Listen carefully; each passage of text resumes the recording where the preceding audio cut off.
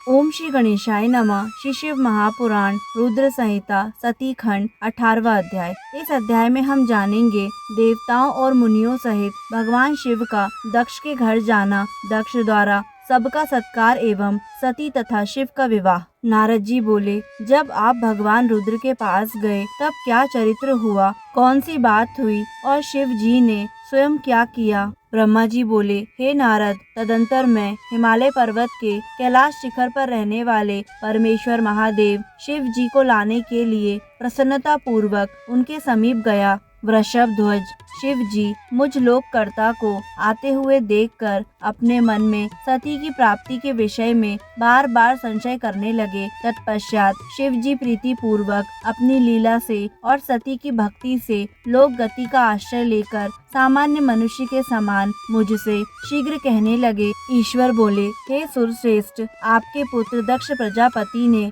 सती को मुझे प्रदान करने के विषय में क्या किया, आप मुझसे कहिए, जिससे काम के कारण मेरा हृदय विदीर्ण न हो जाए। हे सुरश्रेष्ठ, किसी अन्य प्राण धारिणी कामिनी को छोड़कर केवल सती की ओर दौड़ता हुआ यह वियोग मुझे अत्यंत पीड़ित कर रहा है। हे ब्रह्मन, मैं सदा सती सती ऐसा कहता हुआ कार्यों को करता हूँ। उस सती के पास जाकर आप मेरी व्यथा को कहें। वह सती मुझसे अभिन्न है। हे विधे, अतः उसकी प्राप्ति के लिए आप यत्न कीजिए अथवा सती की प्राप्ति के निमित्त उपाय बताइए, जिसे मैं शीघ्र ही करूं। ब्रह्मा जी बोले, हे नारद मुने, रुद्र के द्वारा कहे गए लोकाचार युक्त वचनों को सुनकर उन्हें सांत्वना देते हुए मैं कहने लगा। ब्रह्मा जी बोले, हे वृषभ ध्वज, सती के लिए मेरे पुत्र दक्ष ने जो बात कही है उसे सुनिए, और जिस कार्य को आप अपने लिए असाध्य मान रहे हैं उसे सिद्ध हुआ समझिए।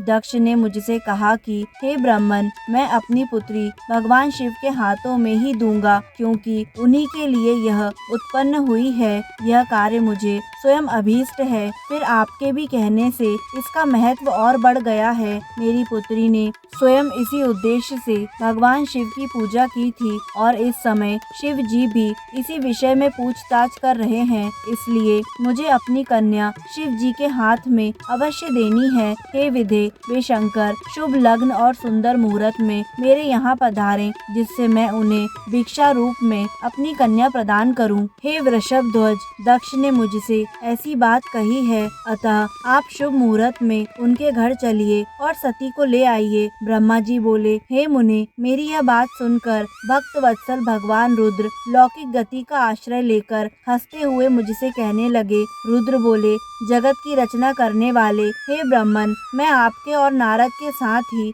दक्ष के घर चलूंगा, अतः आप नारद का स्मरण करें और अपने मरीचि आदि मानस पुत्रों का भी स्मरण करें। हे विधे, मैं अपने गणों सहित उन सबके साथ दक्ष के घर चलूंगा। ब्रह्मा जी बोले, हे नारद, लोकाचार के निर्वाह में लगे हुए भगवान शिव जी के इस प्रकार आज्ञा देने पर मैंने आप नारद और मरीचि आदि पुत्रों का स्मरण किया। तब मेरे स्मरण करते ही आपके साथ मेरे सभी मानस पुत्र प्रसन्न होकर आदर पूर्वक शीघ्र ही वहाँ उपस्थित हो गए। भगवान रुद्र के स्मरण करने पर शिव भक्तों में श्रेष्ठ वे विष्णु भी अपने सैनिकों तथा कमला लक्ष्मी के साथ गरुड़ पर आरूढ़ हो तुरंत ही वहाँ आ गए। तदंतर चैत्र शुक्ल पक्ष त्रयोदशी में रविवार को पूर्व फाल्गुनी नक्षत्र में उन महेश्वर ने विवाह के लिए यात्रा की। ब्रह्मा, विष्णु आदि सभी देवताओं और ऋषियों के साथ मार्ग में चलते हुए वे शिव जी बहुत शोभा पा रहे थे। वहां जाते हुए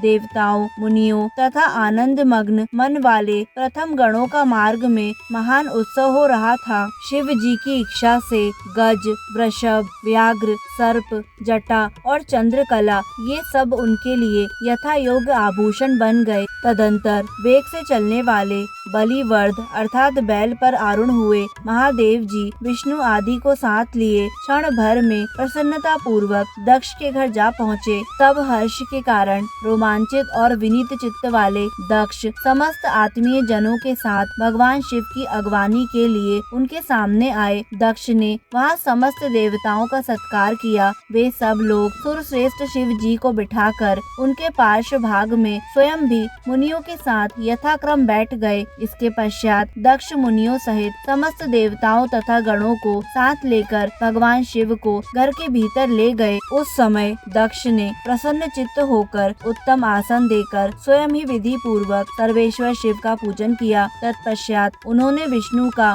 मेरा, ब्राह्मणों का, देवताओं का और समस्त शिव गणों का भी यथोचित विधि से उत्तम भक्ति भाव के साथ पूजन किया। इस तरह पूजनीय पुरुषों तथा अन्य लोगों सहित उनका पूजन करके दक्ष ने मेरे मानस पुत्र मरीचि आदि मुनियों के साथ मंत्रणा की।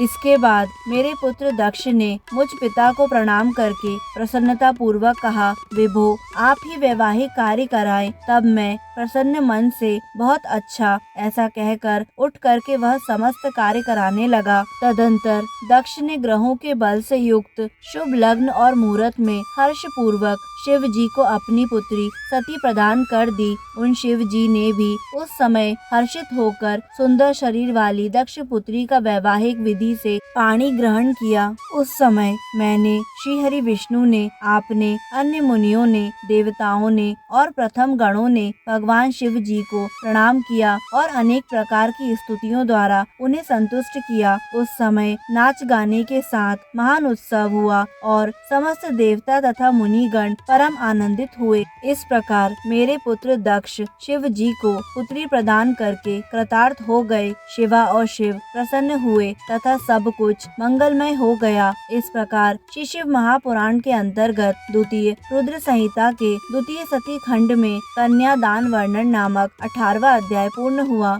दोस्तों, आगे आने वाले सभी अध्यायों को निरंतर सुनने के लिए हमारे YouTube चैनल आध्यात्मिक कथाएं को लाइक करें, सब्सक्राइब करें और बेल आइकन पर प्रेस करें। धन्यवाद।